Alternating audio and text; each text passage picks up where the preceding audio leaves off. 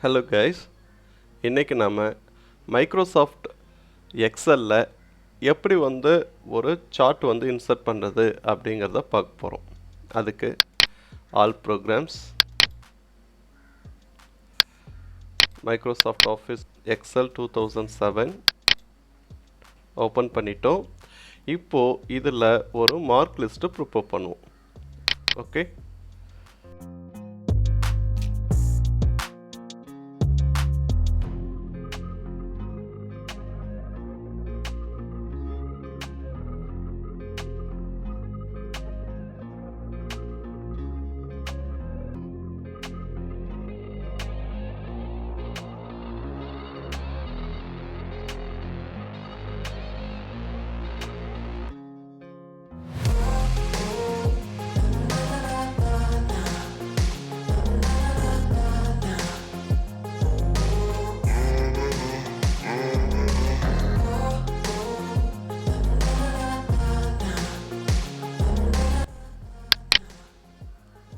Right.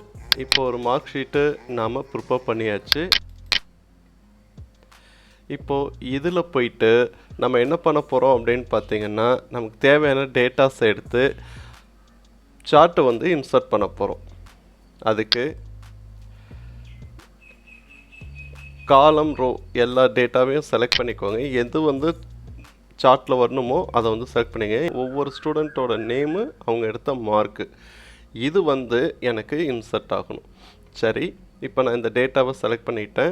ஸ்டூடெண்ட்டோட name, mark 1, mark 2, mark 3, mark 4, mark 5, total and average, இது எல்லாத்தையும் select பண்ணிவிட்டு இன்சர்ட்டில் போய் என்ன சார்ட் வேணுமோ அந்த சார்ட்டை நம்ம இன்சர்ட் பண்ணிக்கலாம். காலம் சார்ட் இருக்குது, லைன் சார்ட் இருக்குது, பை சார்ட் இருக்குது, பார் சார்ட் இருக்குது, ஏரியா சார்ட் இருக்குது, ஸ்கேட்டர், நிறைய அதர் சார்ட் இருக்குது. ஓகேவா? எந்த சார்ட் வேணுமோ அந்த சார்ட்டை நீங்கள் இன்சர்ட் பண்ணிக்கலாம்.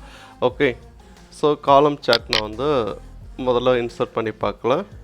காலம் எடுத்துக்குவோம். You just click on it, automatically பாருங்கள் எல்லாமே சார்ட் இன்சர்ட் ஆகிருக்கு. ஓகேங்களா? ஸோ இதில் ஒவ்வொரு கலர்ஸும் ஒவ்வொருத்தவங்களோட நேமாக எடுத்துக்குது. இல்லை சார், எனக்கு லைன் சார்ட் வேணும், ஏற்கனவே செலக்ட் பண்ணியிருக்கோம். இன்சர்ட் லைன் சார்ட், எது வேணுமோ அதை நீங்கள் கொடுத்துக்கலாம்.